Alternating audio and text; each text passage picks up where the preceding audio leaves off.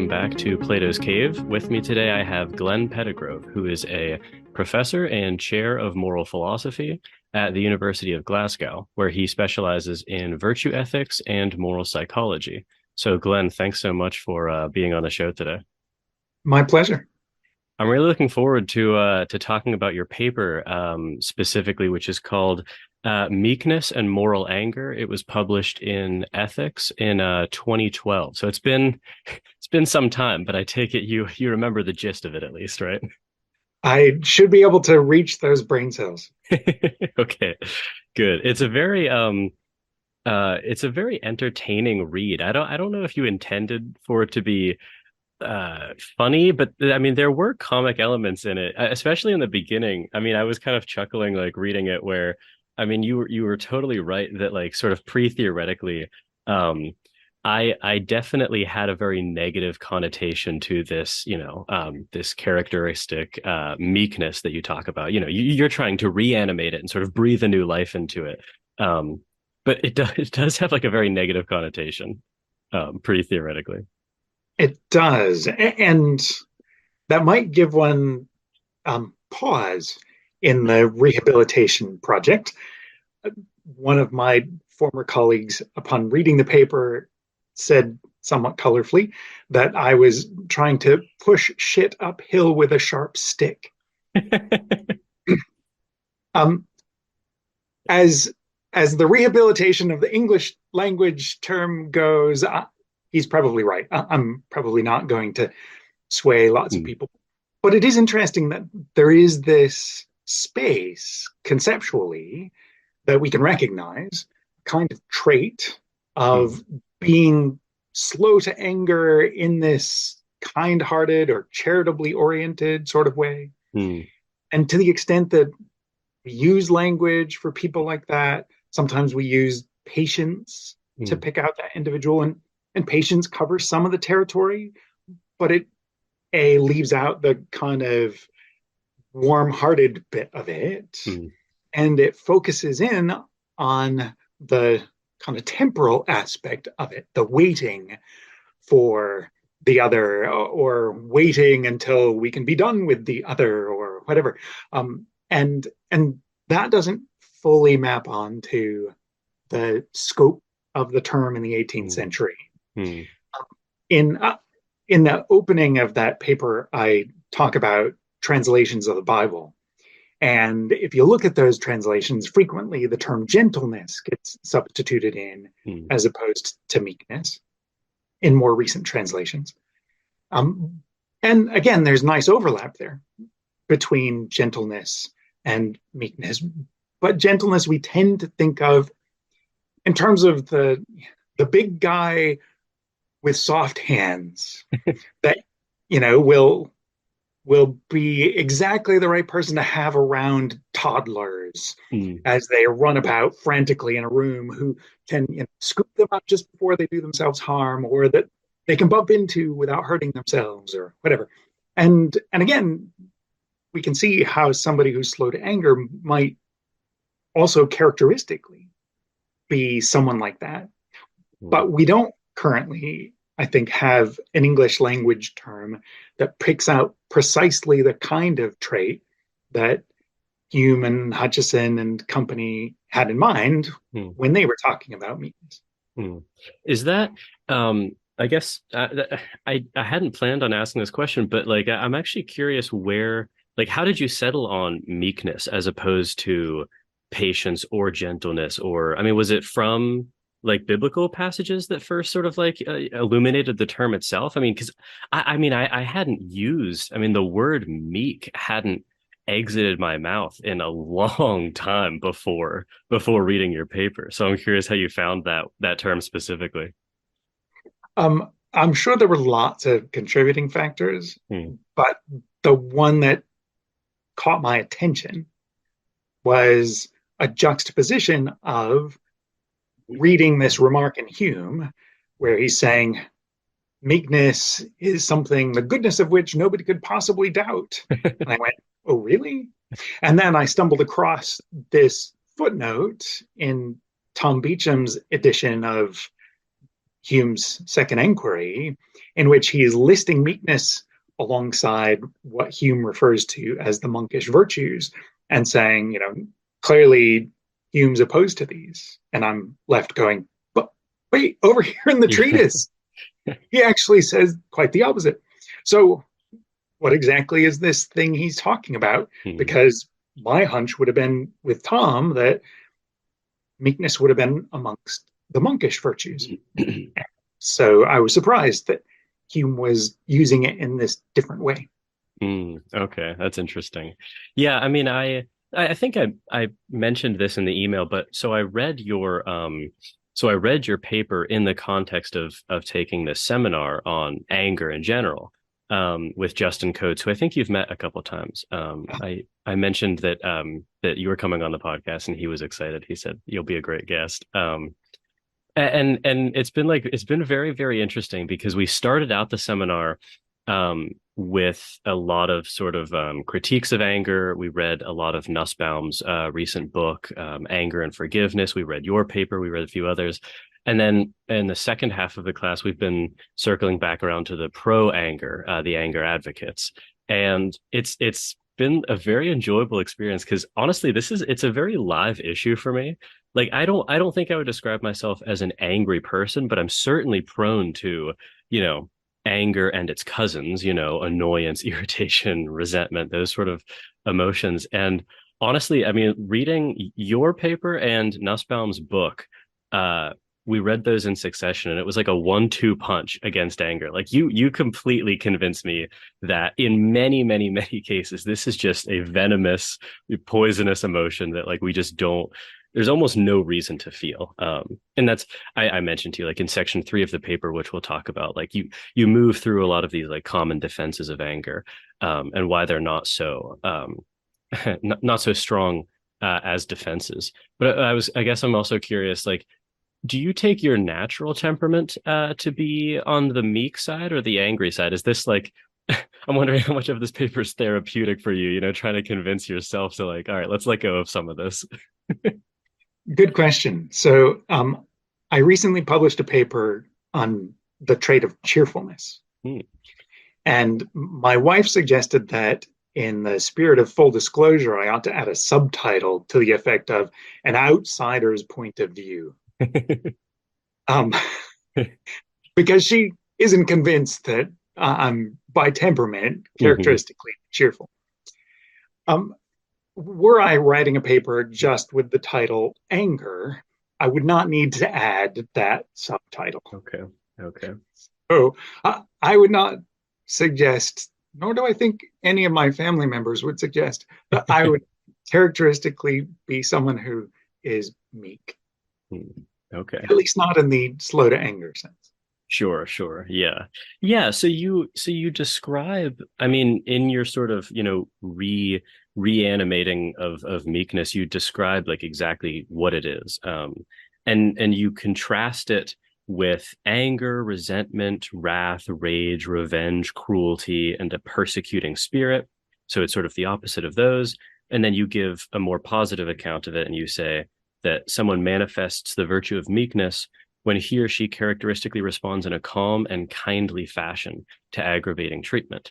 Um, so I was, so that really kind of like, highlights it for me. But I was also curious. I mean, so I'm thinking because you go out of your way to say, well, the meek person, it's not that they're never going to feel anger, but they're going to be slower to sort of, get on board the anger train. They're not going to go quite as far on the train. And it seems to me like you also want to say that when the meek person does get angry, do they also have some sort of like additional sort of like second order control over the anger? It seems like they can direct it in certain ways that typically non-meek people can't. Is that right? That's the thought. Yeah. Okay. So they they have a long fuse Hmm. before they blow up. Um, but even when that fuse gets to the ignition stage and they start to uh, feel angry, the meek person isn't just left at the whim of their emotional reaction, but can Hmm. still exercise a certain degree of self control. So that even if feeling angry, they can refuse to display that anger, or they can take steps to mitigate the influence of that anger on Mm. their behaviors. Okay, that makes sense. Yeah, because I was thinking of, it would be a kind of a strange psychology, but someone who just has a longer fuse, but then blows up just as much, as the person who blows up immediately. And yeah, it struck me that you were definitely tending away from that, but I wanted to make sure I understood meekness specifically. I mean, the other thing that I wanted to ask you about is I was in thinking about meekness. I mean, you do a good job of sort of saying what meekness is not, and then you also give sort of a more positive account of meekness. But I was just sort of like, because I read this paper originally maybe a month and a half ago, reread it yesterday, and I realized that I had sort of taken away from the paper almost sort of like a meekness as a negative virtue, not in the sense that it was bad, but in the sense that like it was almost like a disavowal of certain things as opposed to a more like positive proposal of active traits. So maybe something like patience would also be like that, where patience is just sort of, you know, it's delaying a reaction, but you could be patient in very different positive ways. You could be patient and then exact your cruelness, or you could be patient and then be extremely generous or kind or whatever, right? So I'm curious, like, do you is that reading of anger off in any way from the way that you talk about it in the paper? I'm sorry, not anger, meekness. I think that's a good reading of it. Okay. I think I think of it as akin to the way that we characteristically think about courage Mm. or about temperance. So, as Aristotle conceives of these traits, we've got this underlying human propensity, say desire or fear.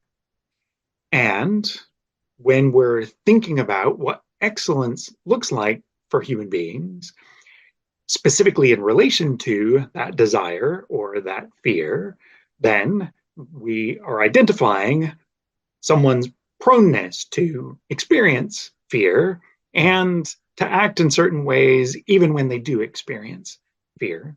Mm.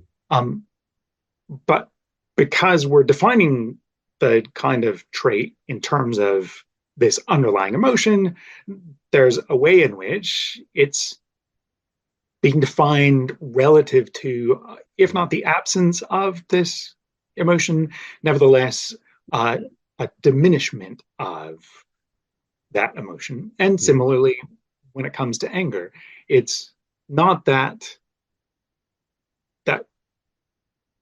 meekness is only defined in terms of its relationship with anger, but that's the starting point as we're thinking about what excellence in human beings might look like with respect to this propensity that we all have to become angry with others. Mm. And we then ask, okay, so who are the people that we admire and what do they look like with respect to this kind of quality or this Mm. emotional disposition? Mm. Yeah. Yeah. And it was funny. I mean, you like in the first section, you so instantly like changed my, because I told you I came in with like a very just pre-theoretically negative view of meekness. Like I almost would have used it not as an insult, but certainly like a pejorative word. Like it has like connotations of being weak or servile or any number of these things. But then, you say like, well, think about these like, kind of like magnanimous people that we like, these just, excellent characters. You're thinking like in the social domain, you have the example of like the monarch who acts well for the sake of his kingdom, the president who isn't like distracted by being maligned in the press. And then on sort of like more personal levels, you have like Jesus, Socrates, Mandela, the Buddha. Like there are all these people who we just view as like excellent characters. And when you actually think about how they would react to being wronged, it is this sort of very meek response of being slow to anger. And it, I mean, this goes back to my other like there are differences between the two because you or not the two, but just all of those examples. I mean, you could think of someone who's sort of meek in that they don't respond with anger, um, And the way they do respond is sort of like expressing sorrow or grief or loss. Or you could also think of someone who's meek and who responds with disappointment, maybe with sort of like determination, sort of gritting your teeth and like committing to changing what's been wrong. Um, but it is true that like when you think of just sort of excellent people, you do think of people who are, I think Nussbaum talks about this a lot. And I saw echoes of it in your paper. There's this sort of like assuredness in your own self-worth. Like you're not going to stoop to the level of being like simply reactive to someone else. And I found that like a very, very convincing and powerful defense of meekness.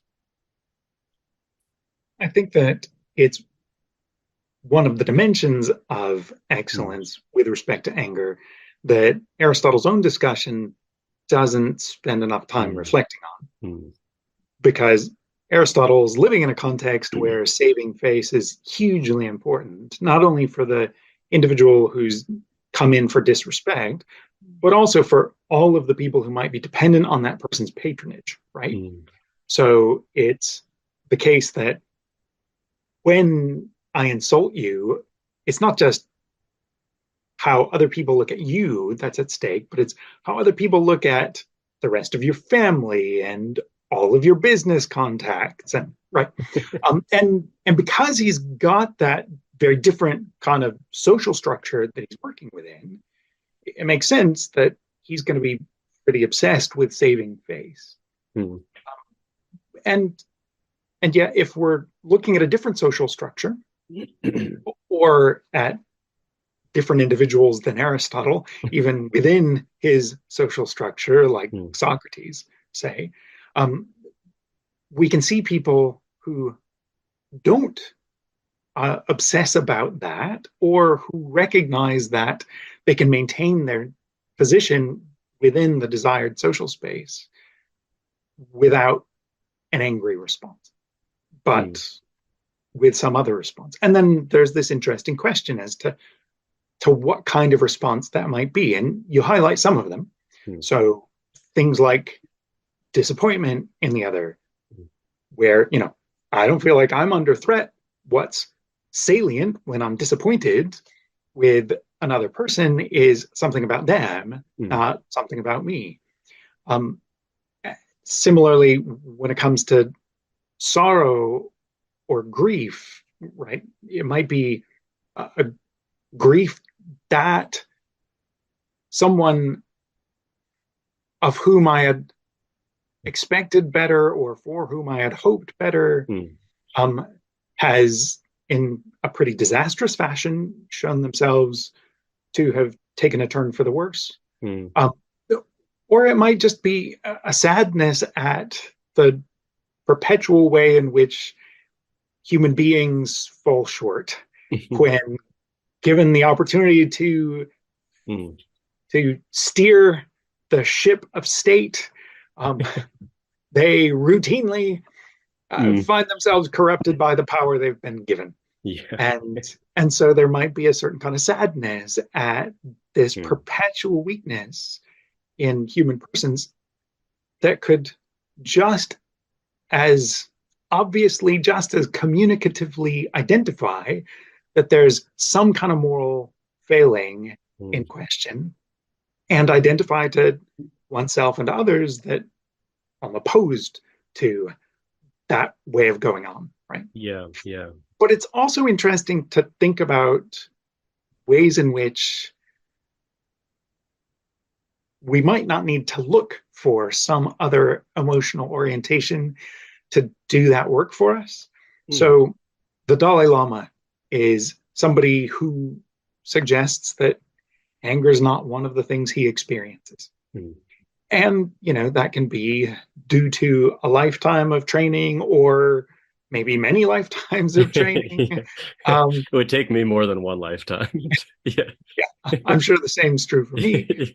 Um, eh, so we may have somebody whose orientation in this space is the result of lots of long, hard work, but who no longer needs to experience something like anger or disappointment Mm, because he expects human beings to behave in these sorts of ways, etc., and still is able to identify the wrong in question, communicate opposition to the wrong in question, mm, motivate action to prevent or correct the wrong in question, etc.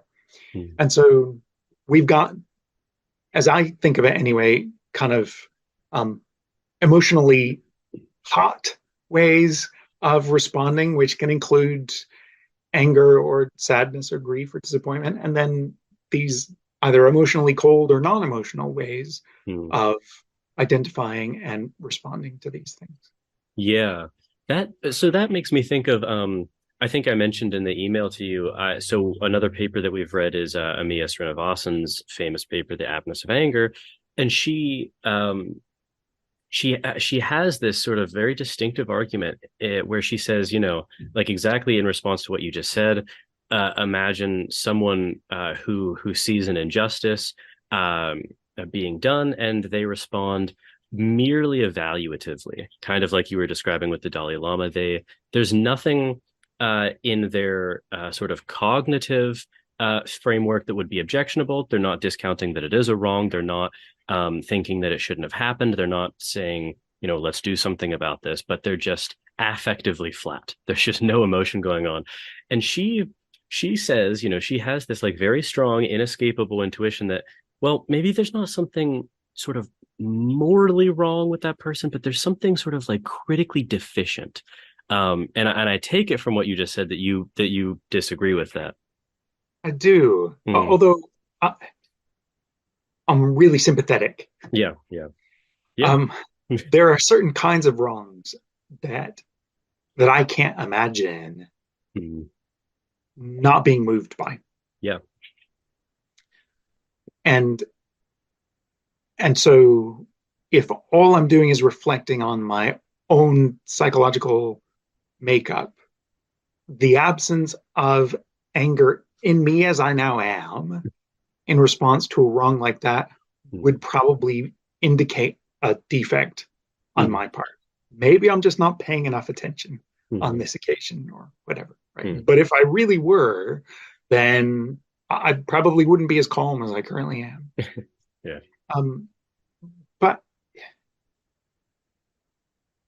I don't want to take the limitations of my psychology to be indicative of the limitations of human psychology. Mm, And when one looks at the Dalai Lama, I'm doing it from the outside, right?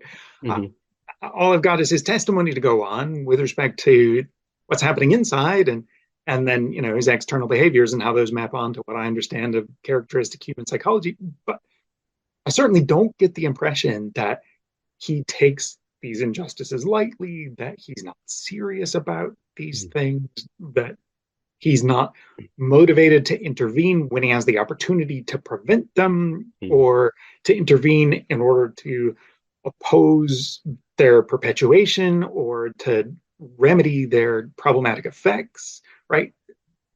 And similarly, when we look at maybe a more amusing example, namely the example of Socrates, mm. when you know he's on trial and he's saying in response to, so seeing as you're guilty, how should the state respond? Well, the state should put me up at state expense, Yeah. etc. Um, and then when in subsequent dialogues, when his students are trying to encourage him to flee the coop, um, head off to some other city state so as to avoid his execution, which is exactly what the authorities are expecting. And he responds by refusing to do this. What's striking through all of his kind of lightheartedness is that he doesn't seem to lose sight of the moral issues that are at stake. Mm, And he doesn't seem to, in any way, show a failure to care that is commensurate with the seriousness of the moral issues at stake. He seems to be able to do each of those things and yet do it without manifesting anger at the injustice to which he's being subjected. Mm. And when I look at the fictional or partially fictional example, maybe, of Plato Socrates, and when I look at the living example of the Dalai Lama, I think, yeah, it looks like these guys are several steps ahead of where I am on this journey. And maybe there are ways in which it would be good for me to be more like them. Yeah. And it's also, I mean, it's hard when you control for all of these sort of like instrumental benefits. It's communicative power, it's motivational power, it's epistemic power. And then so okay, so if you can get all of those without being angry, it's sort of hard to pinpoint, well, what would you be missing then? You know, it's sort of hard to find this like this intrinsic value to anger. I mean, it's not pleasurable to experience, and if it doesn't need to be experienced in order to get all of the upsides, and you know that's even not mentioning, as you do, all of the instrumental negative sides of anger. It's hard for me to sort of like you know grasp what's missing there, and I mean Srinivasan's argument also to me like I'm not sure why it points to anger specifically. You know, if there's like you've been talking about, there's many ways to be affectively hot in response to um injustice. So while it might be true that, you know, maybe people like you and I just don't have, you know, we're just never going to reach in our lifetimes the Dalai Lama standard. You know, maybe okay, well, so we're going to be affectively hot, but maybe we can cultivate other like affectively hot responses. And it just yeah, like I said, I'm very skeptical that there's anything intrinsically valuable about anger in response to injustice. So my short response would be, yeah, I'm with you.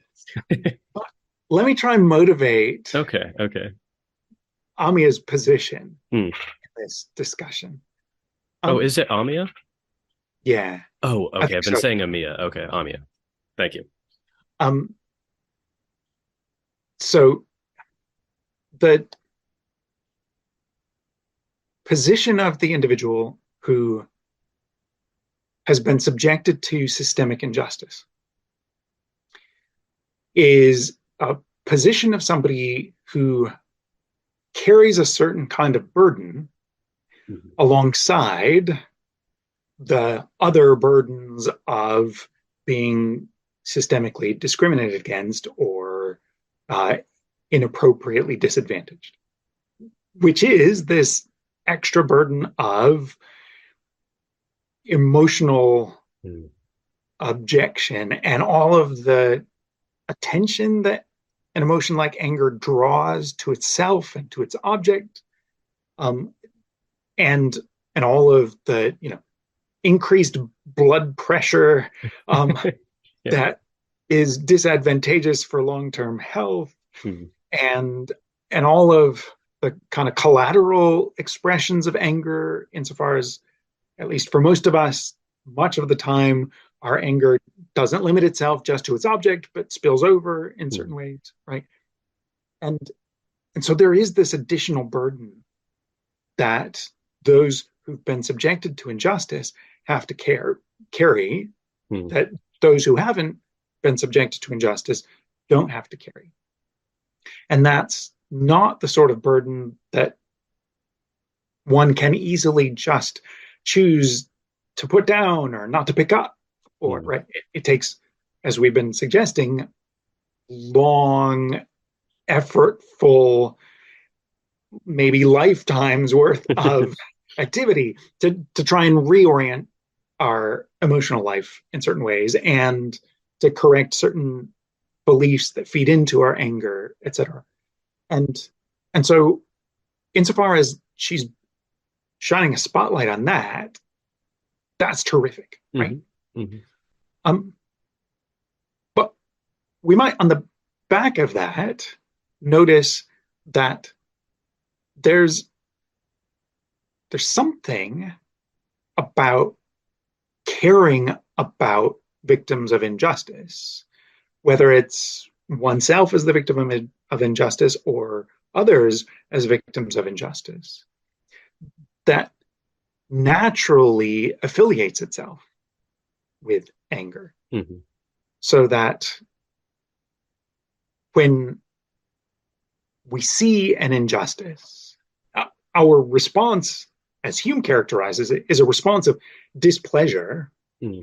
And that displeasure is characteristically accompanied by a desire that things go badly for the object of our displeasure, Mm-hmm. right? Um, or if not that they go badly, at least that they not flourish as a result of this quality of character or this action of theirs that has been the source of this unique kind of displeasure that is moral displeasure. Mm-hmm. And and part of what we've been dancing around so far in our discussion is the fact that there are other ways, perhaps, in which we can experience a displeasure in response to injustices or moral failings of character, etc. But nevertheless, the the most immediately recognizable one, the one that is least likely to be confused by others, the one that already has the confrontational motivational structure in tow, Mm-hmm. the one that is wired to help overcome the reticence that we have to confront others because there's a certain risk involved in that, right? The one that brings a level of confidence with it to get us over that risk aversion hump is anger.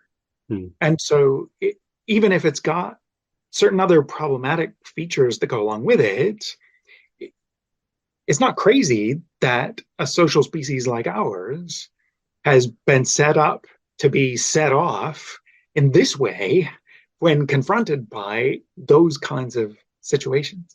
Mm-hmm.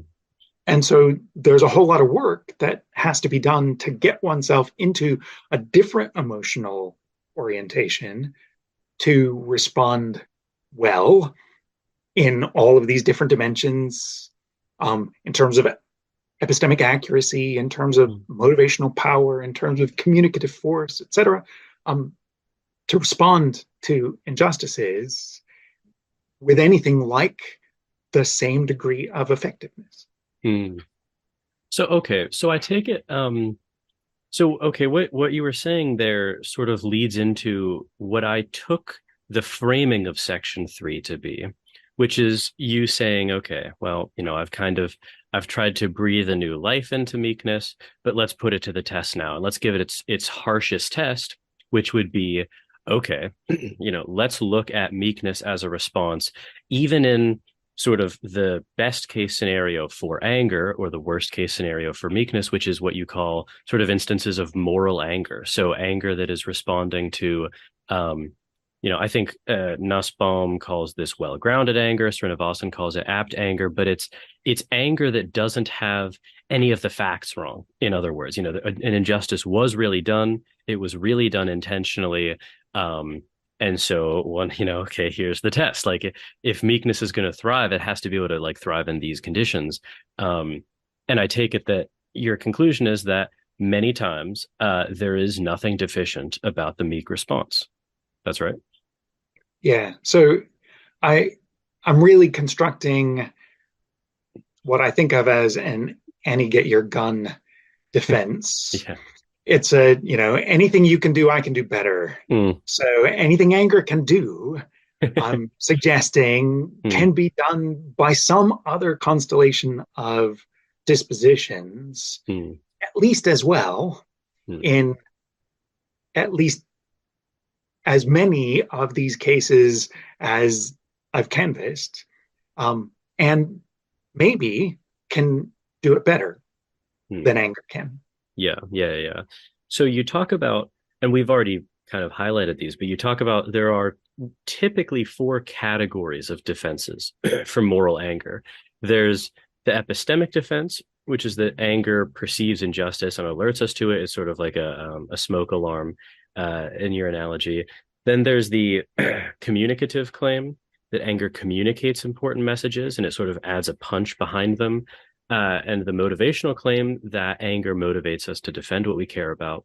And if I was reading you correctly, it seemed like so those three, maybe not entirely, but at least majorly in the majority, are concerned about instrumental pros and cons to anger.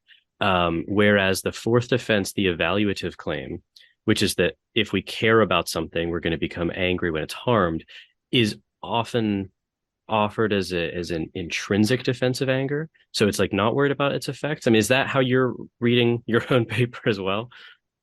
So I might carve the territory up just in a slightly different way, Okay. where clearly the communicative and motivational Hmm. look like they're sort of prudential concerns Okay. or instrumental benefits Hmm. of anger. Um, but the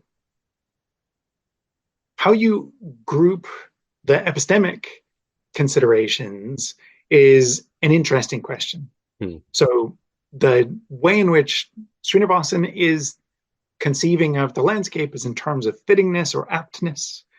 Um, and and there are different stories about fittingness.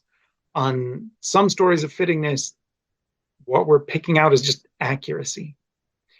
Um, and and so an emotion is a fitting emotion if it's accurately construing its object. And if one conceives of fittingness in that way, then the epistemic concerns are going to be intrinsic. Hmm. If one of the goods of anger is this good of, accurately construing the moral facts. Hmm. Um, but then you're right, there is this other kind of thing which just picks out or um, shines a spotlight on what matters deeply to us. Hmm. And insofar as anger is an expression of what matters deeply to us, it's something that we can point to as kind of telling us something important about the agent and the agent's orientation. Hmm. Um, in that sense, whereas the epistemic concern uh, looks like it's highlighting either something about the world, right? And our Hmm. beliefs are conformed to that something about the world. Um, or maybe it's going to be construed in terms of something about us, namely how perceptive we are with respect to the world, some cognitive virtue. There's this other thing that gets deeper, that goes to the stuff that makes us good or bad friends, Hmm. namely what we care about deeply, what really matters to us, and and so you could carve up the epistemic and the evaluative as falling on different sides of the Hmm. divide. I'm inclined to put them both in an internal sort of space, Yeah. but acknowledge that the bit of the internal space might be different for the two. Okay. Yeah, no, that does actually clear things up because I wasn't sure exactly where the epistemic defense fit. So then when you move through and the vast majority of section three focuses on the epistemic, you're um you cite a wide array of empirical literature just showing that like all of these assumed um advantages, these epistemic advantages of anger, it's actually not as clean a defense as people think because it goes wrong in all of these like characteristic ways. Um, and it not only goes wrong often, but sort of repeatedly and predictably in the wrong direction. So then, so I guess so all of that can be used as a rebuttal to both the intrinsic and instrumental ways to epistemically defend anger, right? I mean, it could be instrumentally wrong because it's actually just getting us to the not useful stuff because it's going wrong, and it's not intrinsically valuable because it's not having this sort of like internal connection highlighting the thing that's wrong. Is that a okay way to think about it? Yeah. Okay. I might add to that second point that once we're aware of the epistemic limitations of anger, um, so I was just looking at a paper earlier today from 2020, um, another study Hmm. looking at ways in which anger leaves one open to swallowing misinformation hook, line, and sinker, Hmm. um, and doing so with greater confidence, Yeah. Yeah. Yeah. et cetera. Right. So Yeah. the ongoing research program in experimental psychology is continuing to point in the direction of the epistemic limitations of anger. Um, but if I'm aware of the fact that my anger can and does systematically, sorry, let me start that over again. If I'm Hmm. aware of the fact that anger does systematically mislead us, Hmm. um, that for ordinary individuals primed to be angry about reasonable things, um, once they're angry, then it interferes with their judgment in various ways. And then if we add in the fact that often when we're dealing with injustices, the nature of the injustice isn't obvious at the front end, right? There's a way in which we've suffered something that's thwarted a desire of ours, but we might not yet know about the motivational structure Yeah. Yeah. that stands behind it, whether it was inadvertent on the other person's part or intentional on their part. And if it's intentional, why it's intentional, what the intentions are, et Hmm. cetera.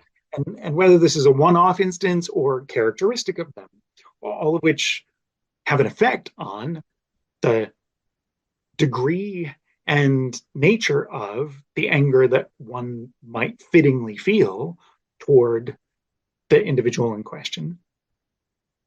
And so, given those complexities, if anger is the sort of thing that goes off quickly, draws my attention to this space Hmm. at the very moment when I'm meant to be collecting the relevant evidence to determine what the facts of the matter are, well, Yeah. then it looks like I've got really good reason to Hmm. try and reorient my emotional condition so as to keep this response from going off quite so soon and Hmm. to maybe substitute other kinds of responses. Hmm. The interesting things that has come out of this research is that sadness is an emotion that encourages people to pay much more careful attention Hmm. to the connections logically between different steps in an argument. Interesting. Whereas Huh. anger invites us to use more heuristic reasoning. And Hmm. and so if we can substitute in, once we recognize the liabilities of anger, if we can substitute in a different kind of affective response to the wrong that continues to reflect the badness of the Hmm. wrong or the potential badness of the wrong, but that doesn't have the epistemic liabilities, that seems like something a responsible agent would work on in themselves. Hmm. I mean, this was like another section of the paper that was just maybe inadvertently, but just very funny to read because I was confronted with like just instances of my own insanity. Like when you're working through all of this research, because it's so true. I mean, experientially, like, you come home or whatever and the dishes are dirty. And if you have an angry disposition, well, you'll just begin like collecting evidence in a way that conforms with like the worst possible reason why the dishes are dirty. It doesn't matter that, oh, the person was tired, they had a long day, like maybe even it's your day to do the dishes, and you forgot that, but you're just like you're like sending the person to the gallows before you've even like found out if they're guilty. And like you say, it creates this negative feedback loop where you're angry, so you're disposed to interpret everything in a sort of deserving of punishment light, which then makes you more angry, which just just continues the cycle. So I mean that part of the paper was, like I said, that this seminar has really touched on like a live issue for me, and that section of the paper had me just laughing at my own insanity, in the past. It's such a like I was wondering, I mean, one thing that might be sort of like an experiential thread that connects a lot of this empirical work is that anger specifically seems to be this sort of emotion that when it's felt, it almost always involves a loss of control. And so if you're lacking control, that could be this sort of, core feature of anger that explains the ways in which it characteristically goes wrong like that. Yeah. So a lack of control is often a trigger for anger. Um, it is it is the frequent trigger for Hmm. anger when one is dealing with a bureaucratic environment. Yes, Um, yes. and and what's ironic is that anger is not the sort of emotion that evolutionarily was favored for dealing with bureaucratic environments. Hmm. It was evolutionarily favored for helping our ancestors deal with small group confrontations, right? Yes, One-on-one yes, yeah, confrontations, yeah, not the kind of paperwork that one needs to fill out in order to yes, become a permanent resident of the United Kingdom. yeah, Um, yeah, yeah. and so that sense of powerlessness Hmm. that can be a trigger for anger is not always going to be closely aligned with where anger is going to function optimally. Yeah, Uh, yeah. but there are also other things that you can notice systematically have an influence on our predisposition to anger. One of these is surprise.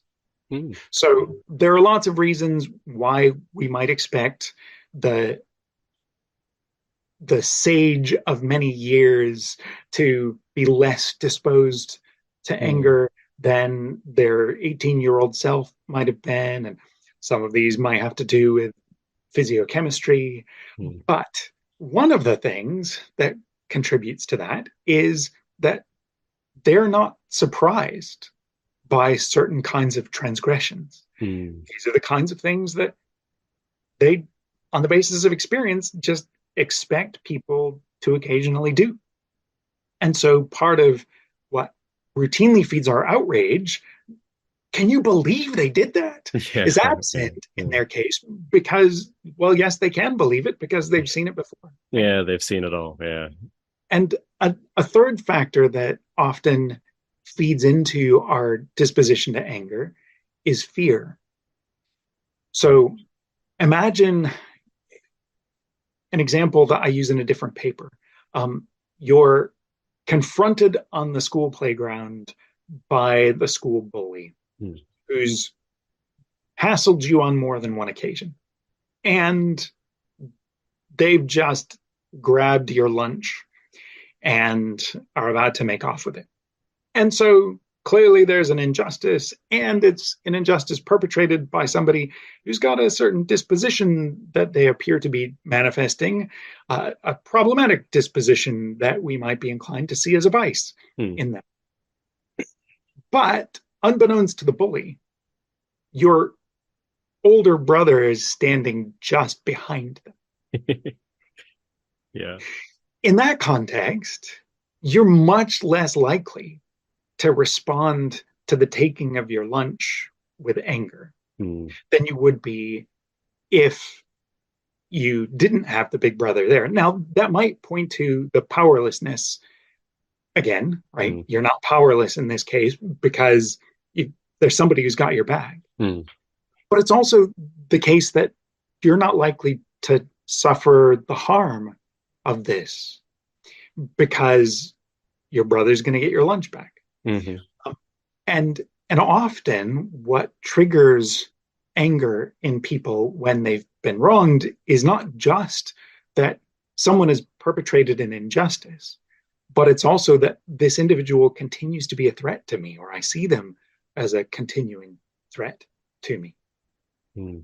And and so there can be lots of different things beyond just registering the normative facts about how serious the wrong is, and how characteristic the wrong is of the wrongdoer, that are also feeding into our responsiveness when we become angry. Yeah. Yeah. Yeah.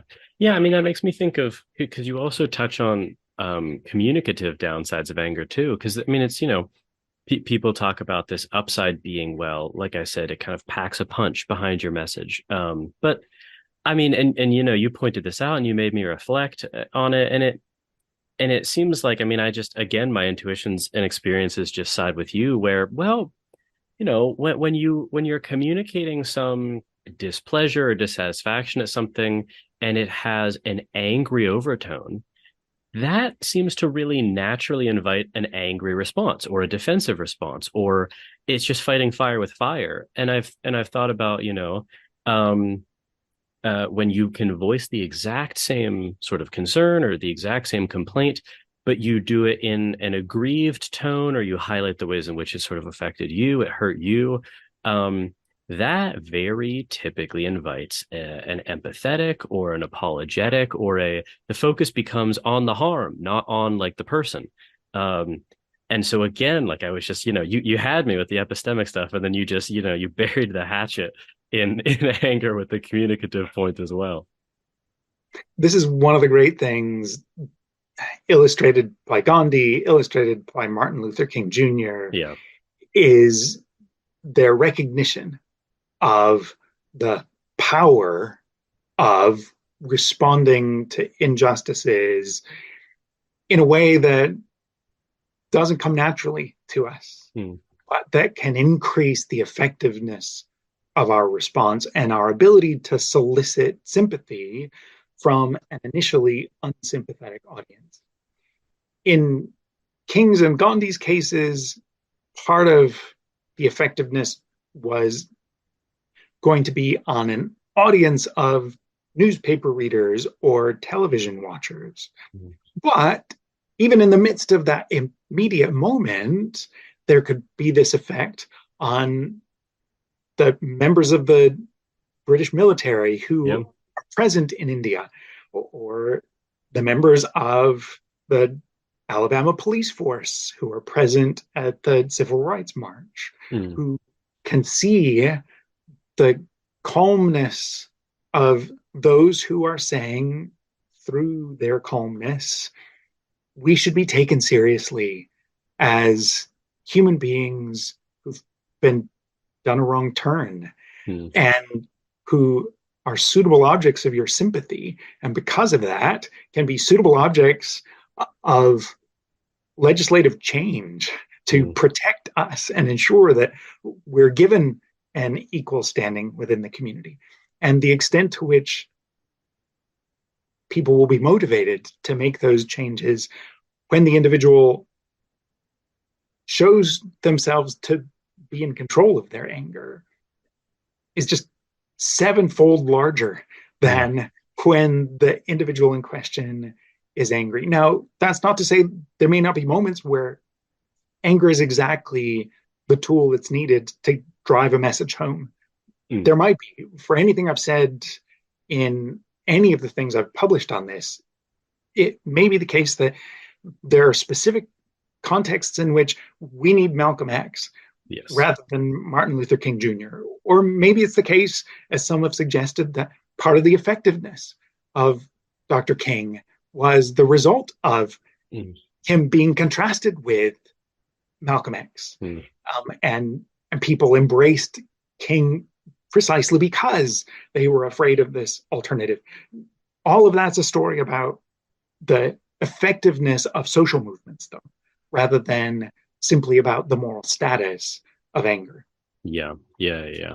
Yeah. And the communicative section, I mean, it also made me think of this other problem with anger where if anger is supposed to be a rational emotion in the sense that it's responding to like a legitimate harm, well, okay, so then I mean it that implies that like, well, So if anger has this sort of like communicative goal and it's a rational emotion, then when you secure the uptake in the other person, then anger should go away because its aim was realized. But in fact, it seems to work the opposite way the stronger the anger is. Like if you think about when you're really, really angry at someone and you launch into that tirade and they just, they get it. They get the uptake, they acknowledge the wrong. Anger should actually go away at that point. But in the cases in which like, the degree to which you are more angry is the degree to which anger stays around even when its goal is accomplished. So I mean that to me that again just points to the almost sort of insane nature of being angry. Like it's not even responding to the thing that at best it's responding to. So yeah, I mean that just made me think of like this additional reason for I guess that remark is kind of in between the epistemic and the communicative downsides of anger. But it made me think of that downside as well. There is that experience of having a full head of steam Yeah. and expecting you need that full head of steam to Mm, charge through some obstacle, and then you discover the obstacle is not there, but you've got the steam built up, you're still going, right? exactly. And Yes. there's Yes. a slight disappointment that Yeah. conceded the point so quickly, Yeah. Yes. but I've got 17 more reasons, but Yeah. you're awful. Yeah, exactly. Yeah, yeah. Can't you be more awful for just like a little bit longer? Like, we've got to pound this point home. It's so true. It's yeah, you're dissatisfied that you've actually like accomplished your aim so quickly. It was so funny. Yeah, Which the, highlights, I guess, one way in which anger isn't just mm, displeasing, mm, or uh, something that we want to get rid of as quickly as possible. mm, There is, as many have noted, a certain pleasurable upshot of anger. If you're choosing between just kind of feeling your injuries, mm. uh, accurately assessing the damage that's been done socially or materially, versus, you know, having those injuries, but having Yes. anger and the anticipation of setting things right in a certain kind of way Mm. that are still in play, and that anticipation of serving one's revenge hot or cold, or righting the wrong at some later stage, or confronting the wrongdoer at some point. There is a kind of pleasure that can go with that, and with the imagination Mm. of getting one's own back in the relationship, that can feed one's anger in problematic ways. Hmm. Yeah, definitely. And I mean that speaks to kind of the last point that which is the motivational energy that anger can provide. And I mean, yeah, this is I mean, this is kind of the most mixed bag aspect of anger for me at least. I mean, because it's true, you point in these ways in which even the motivational power of anger can go awry, that you have that remark about it being counterproductive in martial arts. I love the UFC, like the mixed martial arts league, and it's true. I mean, like when you see someone fighting angry, it almost never works out. They're swinging wildly. Instead of like a nice tight jab, they're just winging hooks, and it's true. It actually almost never works out well. And I love to golf. And I mean, golfing angry is if you want to shoot a high score, that's just, I mean, just golf angry, whenever like I find myself like angry, I'm like, okay, this is just not going to work out. Like no matter what else I do, this is not going to benefit. But then I was thinking, well, there is a tip there's a couple of the other grad students and I love to play racquetball. And there is actually a very strong advantage to being angry if you're, I'm losing or whatever, and I shouldn't be, and I get extremely enraged, like at myself, but also at the other person a little bit. And if I can manage to focus that, then it becomes a real advantage. But it all comes down to whether or not you can focus it, in my opinion. So again, I mean, even I guess I'm kind of revealing to myself, well, even when there is an upside to anger, it's this very it's like the difference between a bronco and a broken horse or whatever. I don't, whatever the phrase is, but like, if you can saddle up your anger, then it can become a tool. But if it's this wild caught anger, then maybe it's not so much the case. So yeah, I guess you've convinced me on almost every front then at this point. A friend of mine is a martial arts instructor, Oh, and okay. his experience suggests that anger can be advantageous in the ways you were just highlighting Hmm. for someone of marginal abilities, Ah. for someone who's really a master of the art form that is the fight. Hmm. Anger is always going to be a disadvantage, he suggests. Hmm. Um, for someone who has absolutely no knowledge of how to fight, anger is not likely to help them. Hmm. Um, but for someone who has just a little bit of knowledge, Yeah.